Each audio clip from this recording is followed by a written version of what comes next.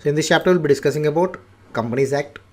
So Companies Act 2013 is an act of parliament which regulates the incorporation of a company, responsibilities, directors, etc. So earlier there used to be this Companies Act of 1956, but now this act has been replaced by Companies Act 2013. So let us see some new changes in this act compared to 1956 act. One is this concept of one-person company that was not there earlier. This was introduced. One-person company means it is a company with only one person as a member. So we discussed earlier about sole proprietorship. Now it is possible to form a company with just one person as a member. So that one person will be the shareholder. So it will get all the benefits of a private limited company, such as separate legal entity, protecting personal assets from business liability, and perpetual succession. Now it's introduced a concept like every company, listed company, and every other public company with paid up capital of 100 crores or more, and with a turnover of 300 crores or more, should be having at least one woman director. That is a new addition.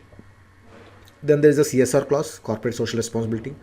Companies having net worth of 500 crores or more, or turnover of 1000 crore or more, or net profit of 5 crore or more, they should constitute a corporate social responsibility committee that will be consisting of 3 or more directors, out of which at least one director shall be independent director.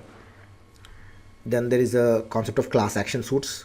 So specified number of members or depositors of any class or any class of them, if they are of opinion that the management or control of the affairs of the company are being conducted in a manner that is prejudicial to the interest of the company or the depositors, they can file an application before the tribunal on behalf of the members or depositors, and the order passed by the tribunal shall be binding on the company and all its members.